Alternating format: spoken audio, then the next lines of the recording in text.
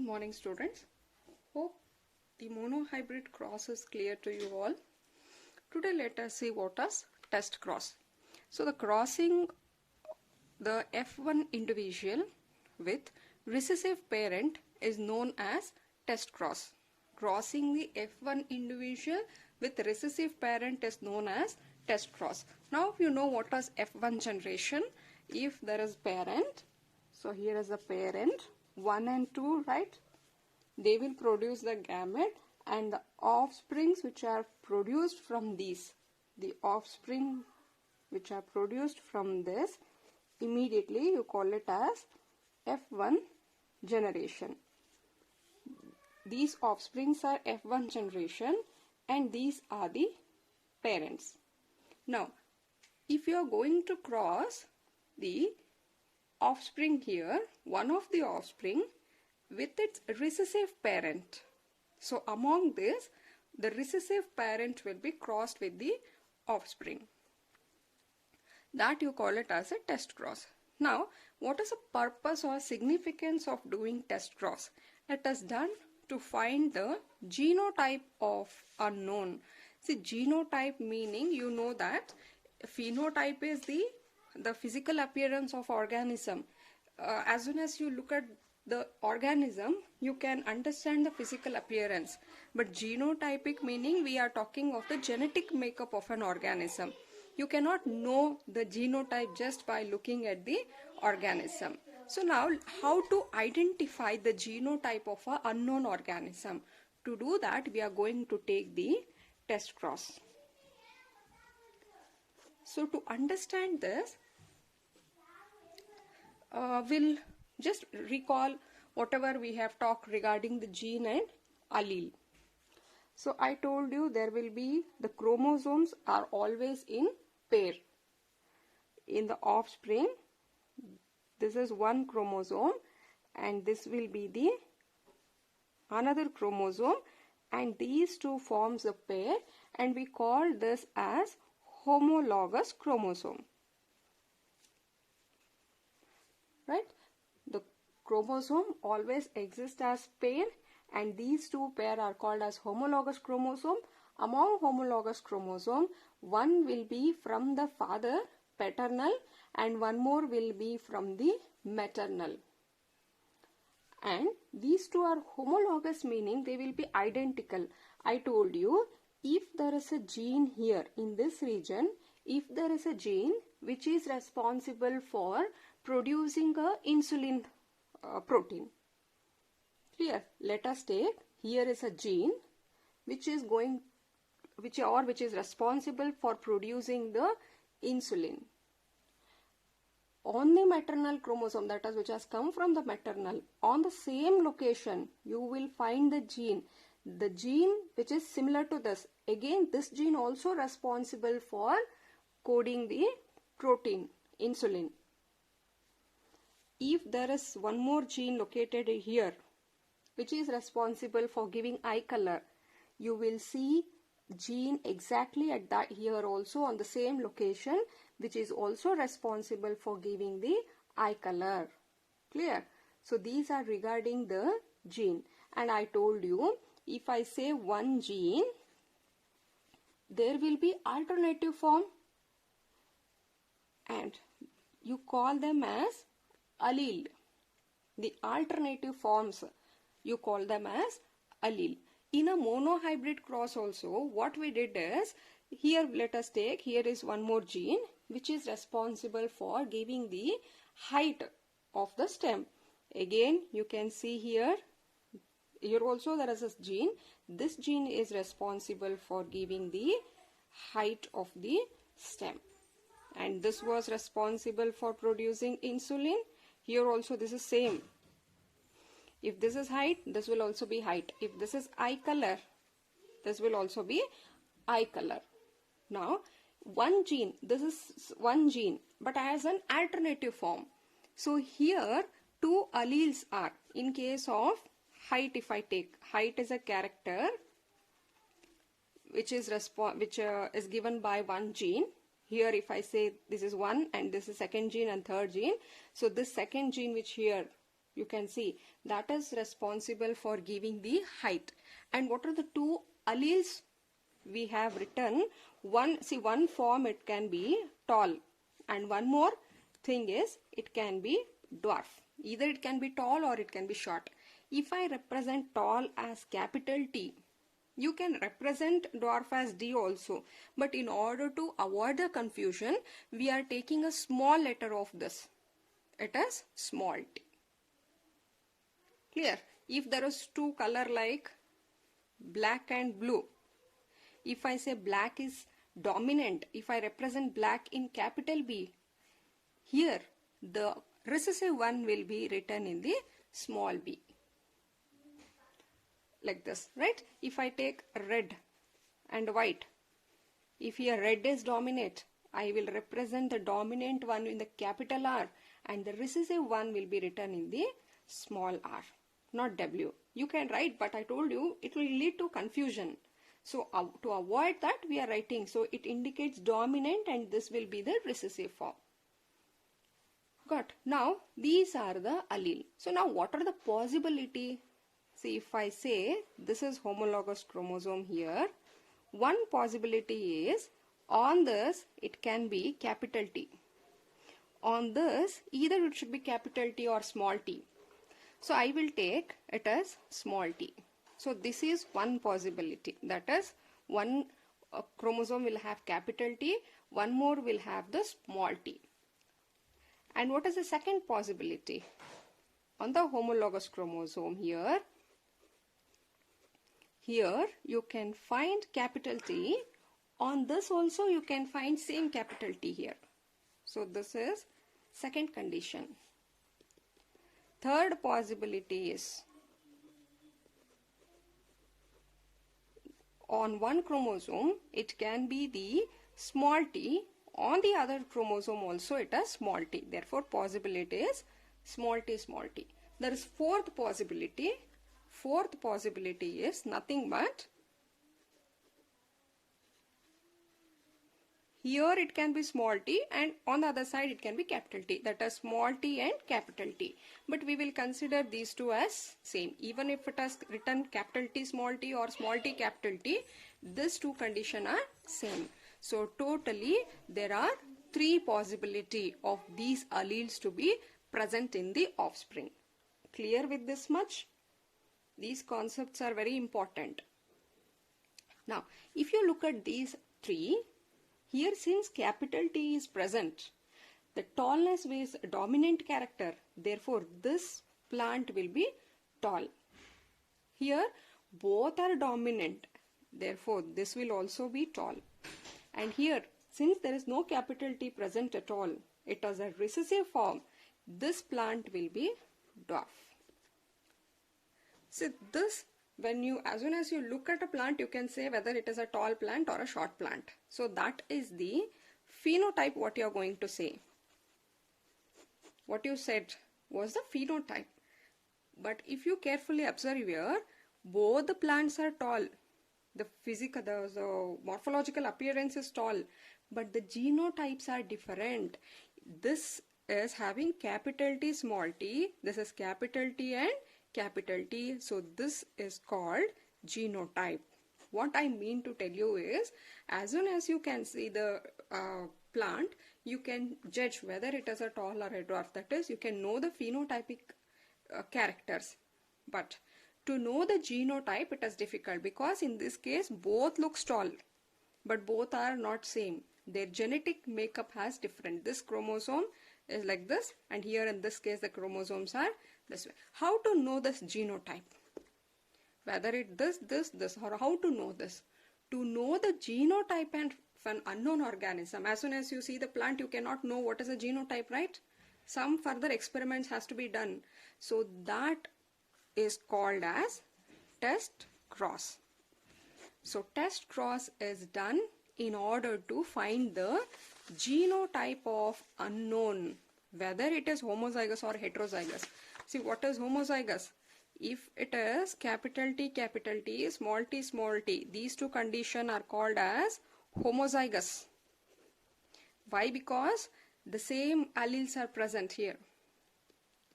Here also it is small t, this is homozygous condition. Only this is referred as heterozygous condition. So let us check how test the cross will determine the genotype. See, first possibility. Now we don't know, some unknown plant is there and we don't know the genotype of the unknown plant. But what test cross say? It should be crossed with F1 individual should be crossed with the recessive parent. Therefore, always here it is recessive parent is small t, small t. What is the outcome of this?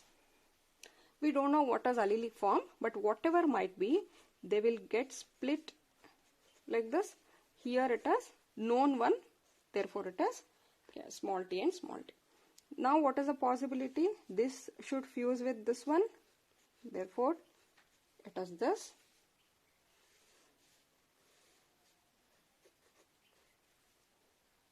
Clear?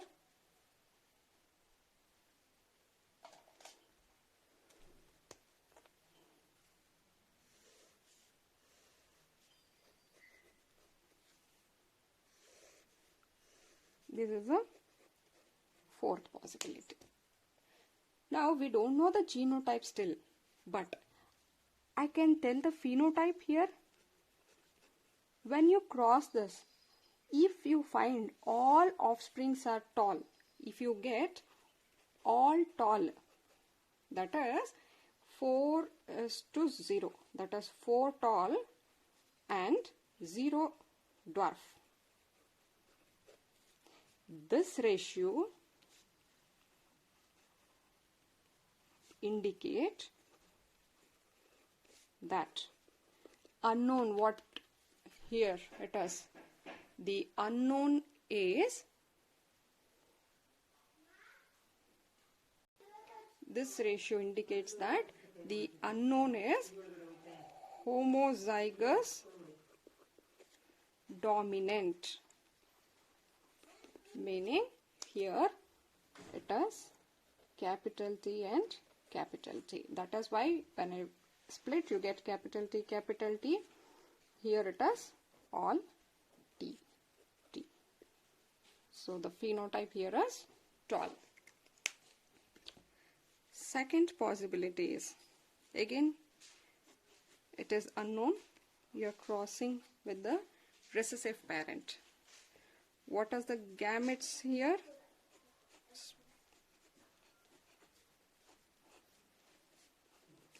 And in the F1 generation,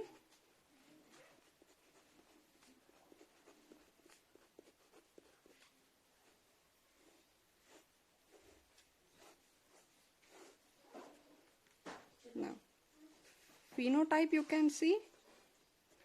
After doing this, suppose if you find all the plants here, if all are dwarf, if all are dwarf, that is you are getting 0:4, 0 tall and all 4 are dwarf. If you get this ratio, it means that the unknown is homozygous,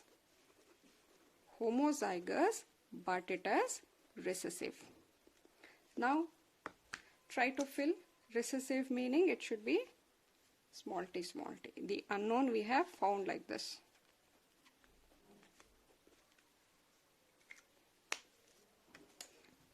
Now the third possibility, again unknown, cross with the recessive.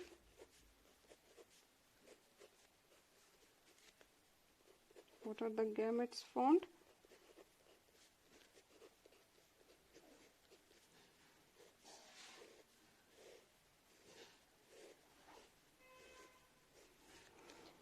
Now observe, phenotype you can just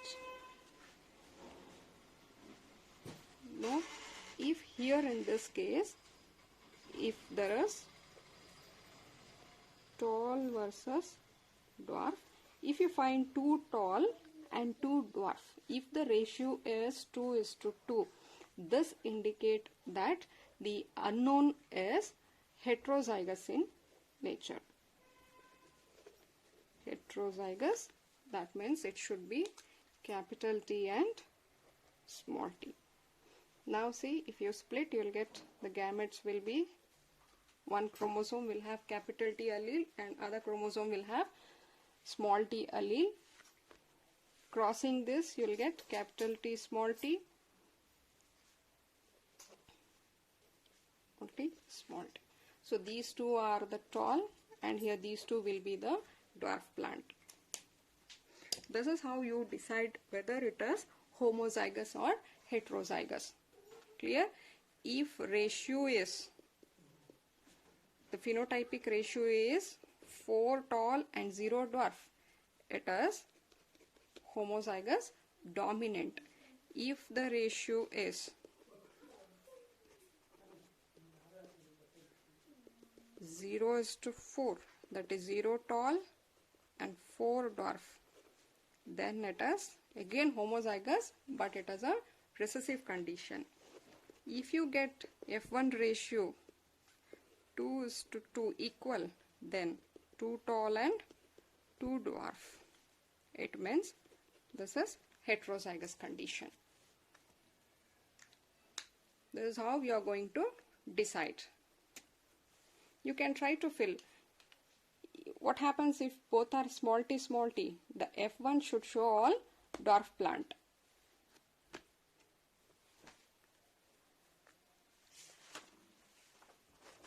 Now we'll see what is back cross. Now it is back cross. Crossing of F1 individual from any one of the parents from which they were derived is called back cross. See, now what we are going to do is, you have got the F1 generation. You have got the F1 generation. So if you are going to cross this F1 generation with any one of its parent, you call it as back cross. In case of the test cross, it was particularly, in case of test cross, it was very specific that here the crossing was made between, here the parent here should be always, it is a recessive. The F1 individual was crossed with the recessive parent. It was fixed. See, in all the three conditions, this is fixed. This was unknown. Unknown, you have crossed with the known one. We already know that this is a recessive one. Only these were unknown. But in all the three cases, you can see this was a known one. This is test cross. In back cross, what we are going is F1 generation, whatever you have got in the F1 generation, you can cross this either with this one or with this, any of its parent. You call it as back cross. And what is the use of doing this is, this is done to improve the breed. So here, plant which has to be improved. So you want to improve something. You have got the F1 generation here.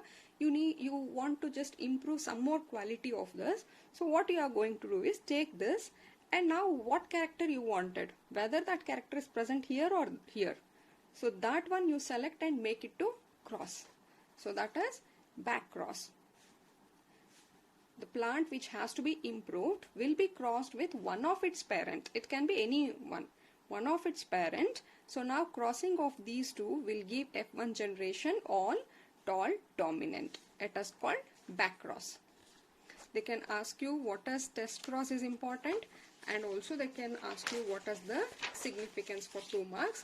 So write this much: the crossing of F1 individual with the recessive parent is known as test cross, and why, if they ask for significance, you should write it has to find the genotype of unknown. To find whether it is a homozygous or heterozygous condition, we are going to do test cross. In the next video, I'll just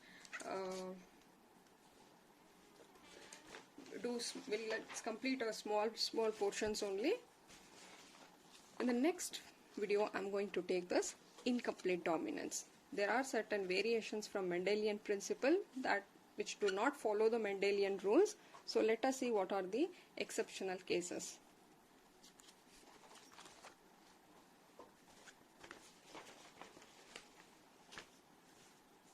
yes, raise your doubts in the group or individually. So thank you.